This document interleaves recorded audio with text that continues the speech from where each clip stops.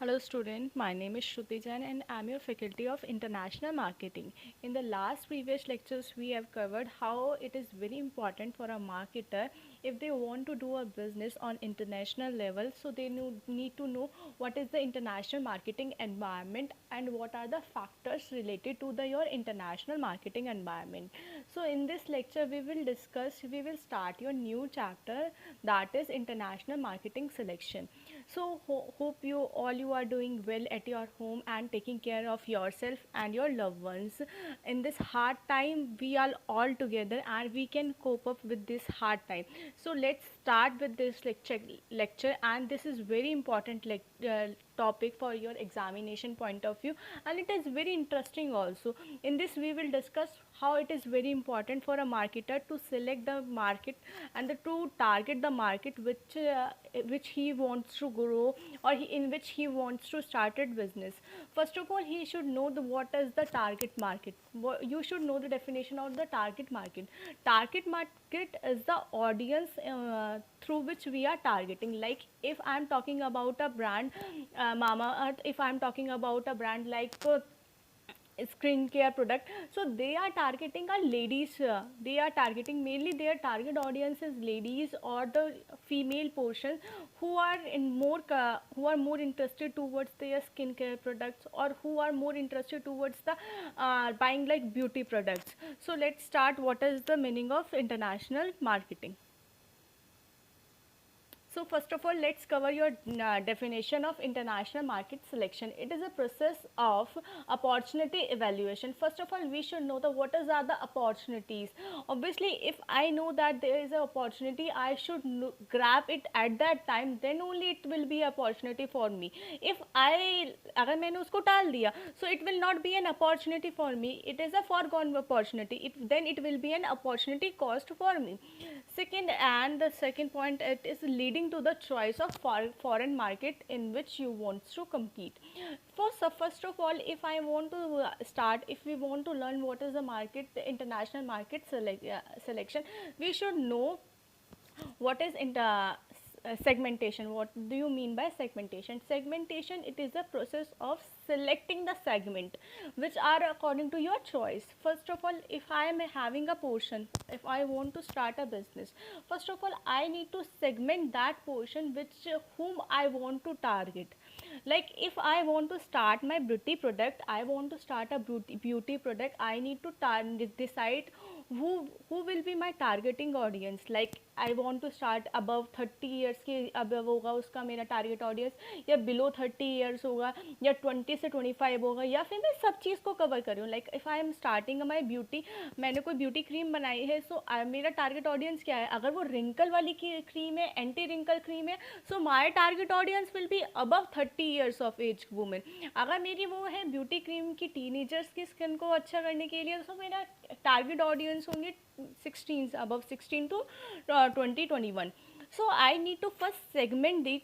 Basically segmentation means that the market is not same, everyone have a different choice and everyone have a different demand. You need to decide your product, which you need to decide your market, whom you want to target. You cannot satisfy everyone.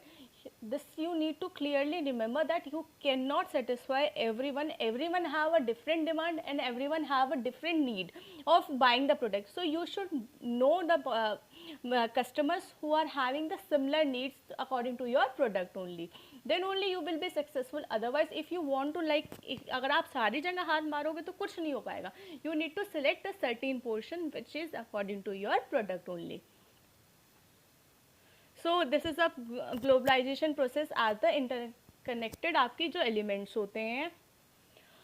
First of all, अब हमारा selection किस basis पे करा जाता है? Determinants of market selection क्या क्या होते हैं? फर्स्ट आते हैं हमारे फर्मली रिलेटेड फैक्टर. अगर मैं कोई मार्केट का सिलेक्ट कर रही हूँ, so I need to consider two factors. First is firm related factors, कि मुझे क्यों इंटरनेशनल मार्केट में जाना है, या why I want to start my business at international level. Second is your market related factors. That is कि market क्या क्या से रिलेटेड फैक्टर्स होंगे, कि क्या पता वो मार्केट ही आपको रीजन दे रहा है कि स्टार्ट करो अपना बिजनेस आगे. So basically firm related, if I want to start my business at international level, I need to कि मेरे क्या क्या फैक्टर्स होंगे, मेरा किस तरीके का काम करने का तरीका होगा. मार्केट रिलेटेड फैक्टर्स हम दो तरीके से डिवाइड करेंगे, general factors and your specific factors. General factors that are applicable for all the industries, that are common for we can say that are micro factors also, and the specific factors that are related to a particular industry only, or we can say it's some micro factors. And firm related factors are those factors कि किस तरीके से काम कर रही है. Like if I am starting my business at international level, how I am working, how I am dealing with my customers, और मेरा काम करने का तरीका कैसा है. Like the people I am appointing, कि किस तरीके के वो पीपल हैं, क्या वो उनका ओरिजिन होगा. We will be covering that in next slides also. So firms related factors क्या होगा, फर्म रिलेटेड फैक्टर्स की फर्म का मोटिव क्या है. Like if I am having a motive of only profit earning, I will sell the my product to those country who are having a high disposable income. If my motive is to serve the society, or if I am having an extra product, or if I am having a surplus product, I want to dump that product into another country. Main purpose of my is to dumping my product into another country, so that I can create a demand of my product in that country. Let's take an example of China. What China companies are doing, why they are selling their product in our country like India at very cheap rate. Like if you buy the eraser of our country, it will be like of 5 to 6 rupees, but if you buy any Chinese eraser, it will cost you only 1 rupees.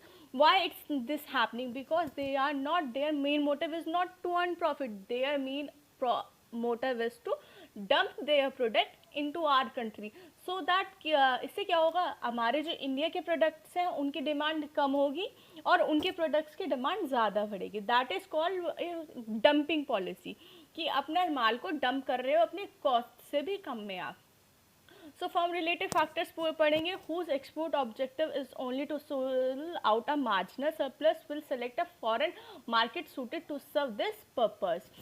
So इसमें हम कि जिसका वो होगा to export a large quantity market diversification होगा इसमें, to export some level of product in additional to local markets यहाँ पे आएगा.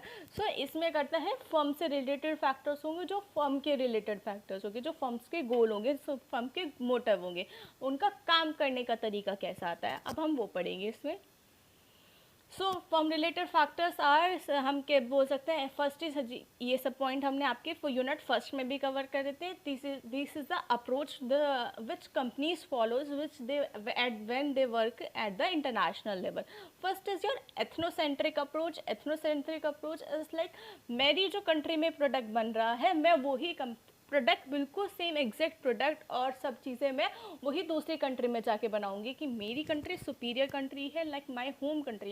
Let's take an example, I am a marketer, मेरी कंपनी खुद की मैं इंडिया की हूँ और मैं बिजनेस जाके स्टार्ट करती हूँ आपका यूएस में. So for me my home country is India and for me host country is US. Okay, and if I want to start my business in US, तो मैं अपना सिर्फ जो इंडिया में मेरा प्रोडक्ट बन रहा है, मैं वही ही आपको यूएस में जाके बेच रही हूँ. उसमें प्रोडक्ट में कुछ चेंज नहीं होगा, ना तो वहाँ कस्टमर के अकॉर्डिंग कुछ चेंज किया जाएगा. यहाँ पे ये हम कंसिडर करके चलते हैं, जो इंडिया का हमारा मार्केट है या इंडिया के जो लोग हैं वो बहुत सुपीरियर हैं, हमारे को अपने प्रोडक्ट में कोई भी चेंज करने की ज़रूरत नहीं है. सो यहाँ पे क्या है, everything is centric on a domestic market, की सिर्फ जो डोमेस्टिक मार्केट में बोल दिया गया है वो ही हमारा सुपीरियर होता है. लाइक अगर मेरे को एम्प्लॉय करने हैं, पीपल भी अगर मुझे एम्प्लॉय करने हैं, सो मैं अपने हायर जो पोजीशन होगी, लाइक वहाँ का सीईओ होगा, जो आपका यहाँ पे बोर्ड ऑफ मेंबर होंगे, सारे के सारे इंडिया के लोग होंगे. कोई भी वहाँ पे फॉरेन का नहीं अपॉइंट किया जाएगा. फॉरेन के लिए लेबर अपॉइंट करते हैं. लाइक इंडिया की जो मेन पोजीशन होगी वो तो सारी की सारी आपकी इंडिया के लोगों की होगी. जो छोटी पोजीशन होगी, जो जैसे लेबर क्लास होगी, वो हम यूएस के पीपल अपॉइंट कर लेंगे. बट यहाँ पे मेन रीज़न है कि हमारे को पता है मेरा रीज़न क्या है एग्जिस्टेंस कंपनी स्टार्ट करने का. मुझे पता है कि रीज़न मेरी बिजनेस किस लिए कर रहा हूँ, तो हम ये सोच के चलती हैं. यहाँ पे कंपनियाँ जो ये कंपनी फॉलो करती हैं, ये बहुत ओल्ड सोच है कि उन्हें ज़्यादा पता है कि कंपनी का रीज़न क्या है, कंपनी के गोल क्या है। पॉलीसेंट्रिक अप्रोच होती है, यहाँ पे क्या करती है company according to the host country के सब कुछ बनाती है। लाइक वो अपना प्रोडक्ट बिल्कुल अपनी होस्ट कंट्री के हिसाब से बनाएंगी। लाइक अगर मैं इंडिया की हूँ, मैंने यूएस में स्टार्ट करा है, तो मैं यूएस के अकॉर्डिंग प्रोडक्ट बनाऊंगी और जो हायर पोजीशन होगी सारे यूएस के लोगों को अपॉइंट किया जाएगा। ये मान के चलते हैं कि वहाँ पर अगर मैंने अपनी सब्सिडरी बनाई है तो उनको ज़्यादा पता होगा अपने लोगों को कैसे डील करना है। देन आपका कम आता है रीजियोसेंट्रिक। रीजियोसेंट्रिक मतलब एक एक पर्टिकुलर रीजन के लोगों को, like if I am working in Asia तो एशिया के लोगों को अपॉइंट करना।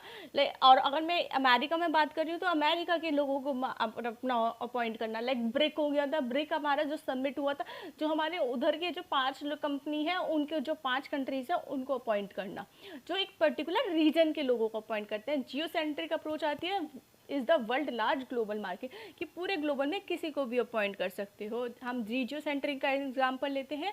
रीजियो सेंट्रिक में लाइक मैं इंडिया की हूँ और मैंने अपना चाइना में बिजनेस स्टार्ट करा।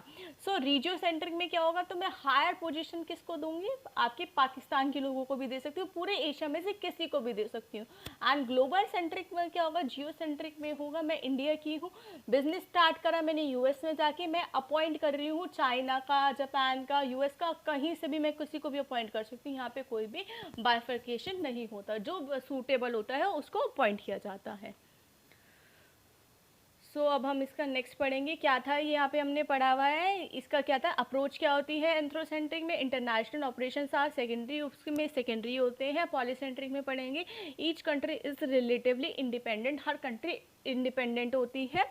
और जियोसेंट्रिक में क्या होता है, the world is a common market, सबके लिए कॉमन मार्केट आ जाता है। विजन आ जाता है centric on the domestic market, domestic market पे सेंट्रिक होता है। Each marketer is a unique, each market polycentric में कि ईच मार्केट हमने यूनिक होता है।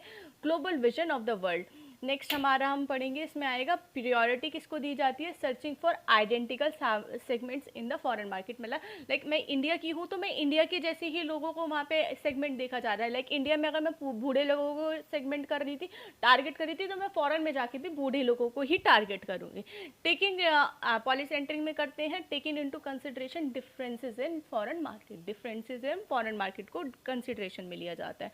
Unifying different the market world को लिया जाता है। इसमें हम क्या करते हैं, प्लानिंग सेंटर क्या होते हैं, नेशनल हेडक्वार्टर होता है उनका, सिर्फ जैसे इंडिया का है तो इंडिया में ही उसका हेडक्वार्टर होगा। हम पॉलीसेंट्रिक की बात करते हैं तो subsidiary in each country, her country में उनकी अलग अलग सब्सिडरी हो जाएगी। होल्डिंग कंपनी मतलब जब मेन कंपनी उनकी कहाँ होगी, इंडिया में होगी, और जो दूसरी कंट्री में क्या होगी, उनकी सब्सिडरी कंट्री चली जाएगी। वर्ल्ड वाइड हेडक्वार्टर्स होते हैं हमारे। और coming to your structure, international division होता है, डिवीजन फॉर ईच जोन होता है, एंड मैट्रिक्स स्ट्रक्चर चलता है आपका वहाँ पे। स्टाफ क्या होता है, citizen are from domestic market, जैसे बताया गया था, सिटीजन फ्रॉम ईच मार्केट होता है, मोस्ट क्वालिफाइड आता है। मार्केटिंग स्ट्रैटेजी होती है, एक्सटेंशन एडेप्टेशन एंड क्रिएशन होता है। और बात करते हैं हम आपकी मैनेजमेंट स्टाइल क्या होता है, सेंट्रलाइज होता है। उसमें क्या एक बता दिया, जो चीज़ वही आपको फॉलो करनी पड़ती है। उसमें क्या है, पॉलीसेंट्रिक में आपको अपनी डिसेंट्रलाइज कर रहे हैं, लाइक इंडिया वाला किसको पावर दे रहा है, यूएस वाले को पावर दे रहा है, ऐसे इंटीग्रेटेड उसमें ऐसे होता है हमारा। और हम प्रोडक्शन डोमेस्टिक होता है, वहाँ लोकल होता है, या वन लो कॉस्ट आपका होता है। सो this is all about your कि क्या क्या हमारा मार्केटिंग स्ट्रैटेजीज होती हैं। If you have any doubt regarding that, you can ask me in your next lecture. Thank you.